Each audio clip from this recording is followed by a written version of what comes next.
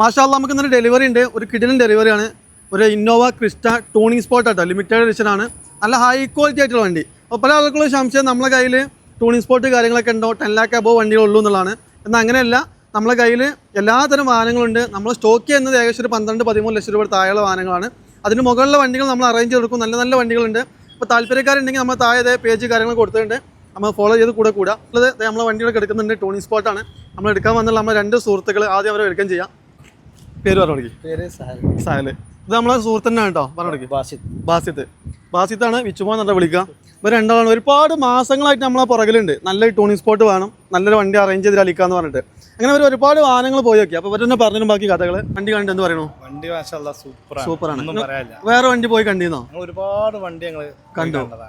കണ്ടിട്ട് അതൊന്നും ഇതിന്റെ അത്ര ഒരു വണ്ടി നമ്മൾ എത്തിയില്ല. ഇത് ഒറിജിനൽ കേരള വണ്ടി കേട്ടോ.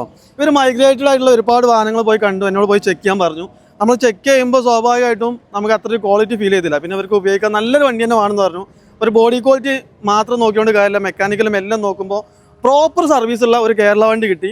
അപ്പോൾ ഞാൻ ഇവരോട് ഇങ്ങനെ പറഞ്ഞിങ്ങനെ വണ്ടി ഉണ്ട്, നമ്മൾ പോയി നോക്കണോ ചോദിച്ചു. നോക്കി അന്ന് പോയി കണ്ട് പിന്നെയും ഒരു 3-4 വണ്ടി പോയി കണ്ടതിന് ശേഷം നമ്മൾ കൺഫേം ആക്കി അല്ലേ. അതെ, അത് നമ്മൾ സർവീസറൊക്കെ ചെക്ക് ചെയ്യുമ്പോൾ പക്ക നല്ല ക്വാളിറ്റി ഉള്ള വണ്ടിയാണ്. വണ്ടി ഓടിച്ചിട്ടും കാര്യങ്ങളൊക്കെ പെർഫെക്റ്റ്.